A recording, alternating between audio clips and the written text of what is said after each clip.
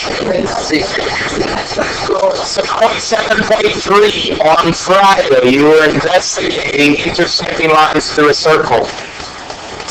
You were asked to do the following 5 problems, each one a mini investigation of how the angle formed between these intersecting lines is related to something else in the circle.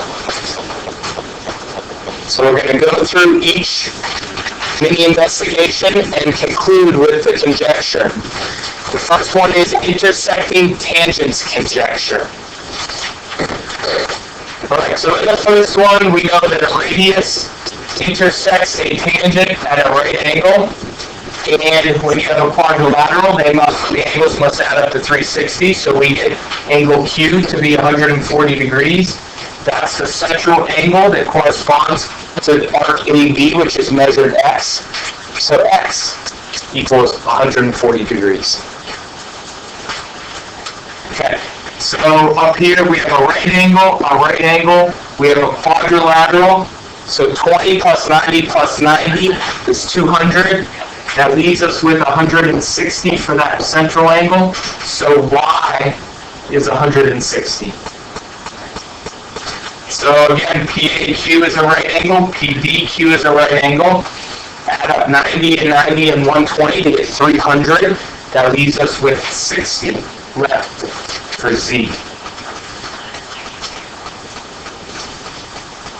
So the intersecting tangents conjecture states the measure of an angle formed by intersecting tangents to a circle is 180 degrees minus the measure of the intersected arc.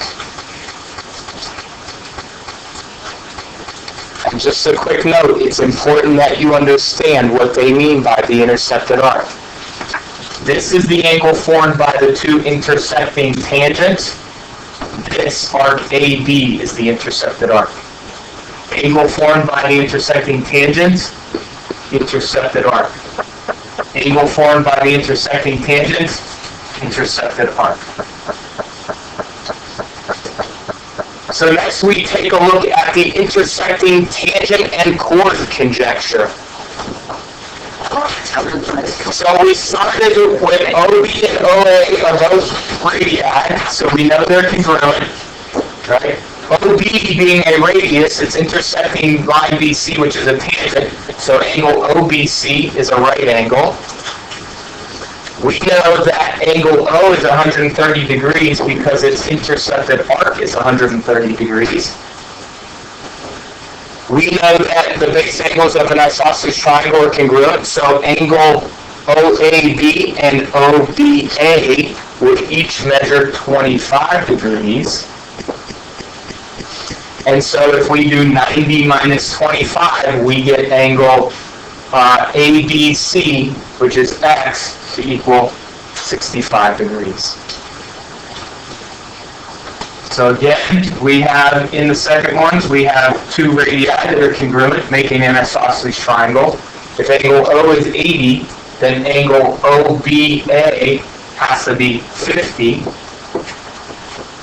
We know that OB and line BC are perpendicular, creating a right angle. So 90 minus 50 leaves us with 40 for Y. So again, in the third one, OA and OB are both radii, so they're congruent. That creates an isosceles triangle.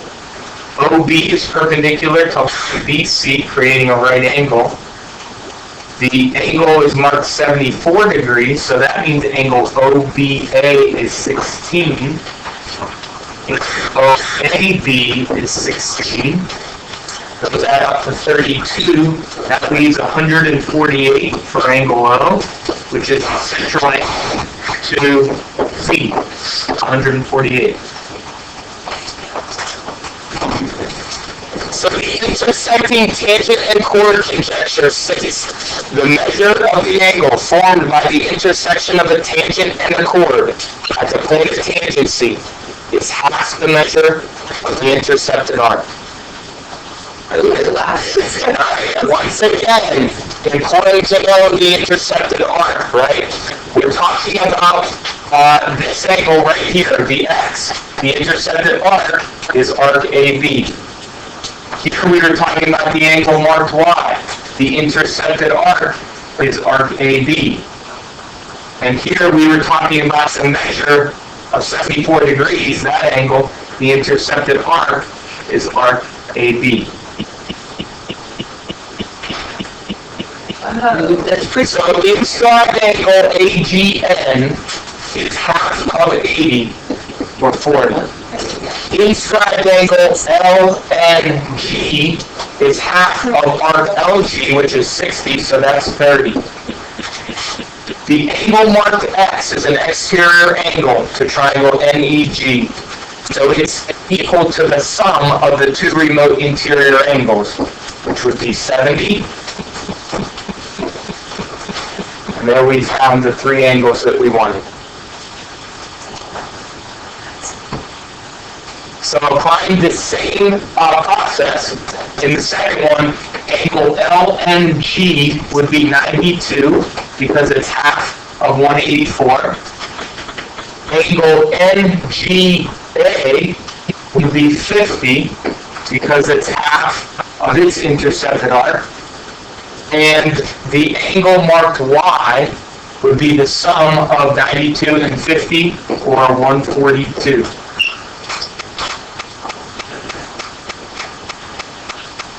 So in the last example, we have to start by drawing in our auxiliary line NG. That creates two inscribed angles. Angle LNG would be 65 because it's half of 130, its intercepted arc. Angle AGN would be half of its intercepted arc, which is 90, so that would be 45. Exterior angle theorem, add 65 and 45 to get Z to be 110.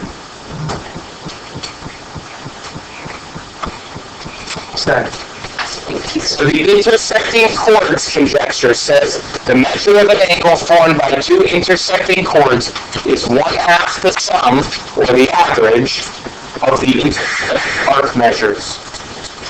Yeah.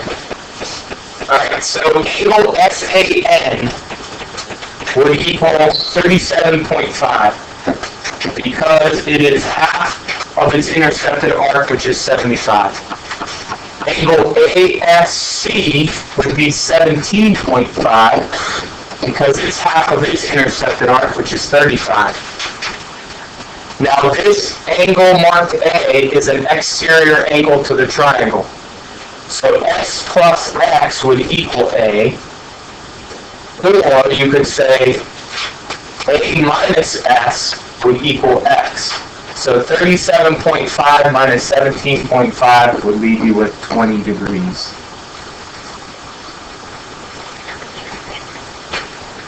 Okay? So angle SAN is going to be 100 because it's half of its intercepted arc. Angle ASC is going to be 20 because it's half of its intercepted arc. And angle S and the Y have to add up to 100, so we know that this has to be 80.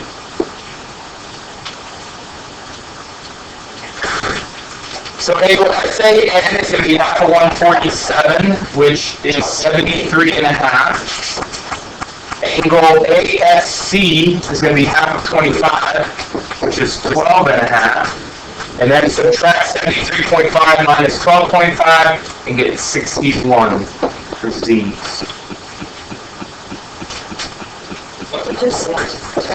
The intersecting secants conjecture states the measure of an angle formed by two secants that intersect outside a circle is 1/2 the difference of the intercepted arc measures, larger minus smaller. So to show this conjecture visually in each of these, we have the larger arc, 75, minus the smaller arc, 35. That gives us 40, take half of that to get to 20. We have the larger arc of 200, minus the smaller arc of 40, that gives us 160, take half of that to get your 80. And then in the third one, we have the larger arc, which is 147, minus the smaller arc of 25, then divided by 2 to get your 61. So in the first one here, angle CAB has to be 50, because it's half of its intercepted arc of 100. Angle B is going to be 75 because of our previous conjecture. We have a tangent line and a chord. So this angle is half of the intercepted arc that measures 150. Now, since that 75-degree angle is an exterior angle, we know X has to be 25 because the sum of the remote interior angles have to add up to the exterior angle. In our second example here, we know that angle CAB is going to be 25 because it's an inscribed angle. We know that angle B, I'm going to call it, is going to be 70 because it's half of 140. So subtract 70 minus 25 and get 45 for Y. And then in the third one, we have to draw in an auxiliary line here. I'm going to connect B to C. So that means that angle BCA is going to be 75 because it's half of 150. And angle B up here, angle B is going to be half of 80, so this is going to be 40. And so that means Z has to be 35. So we can finish with the conjecture. Intersecting tangent and secant conjecture states that the measure of an angle formed by an intersecting tangent and secant is 1/2 the difference of the intercepted arc measures. Again, largest arc minus smaller arc.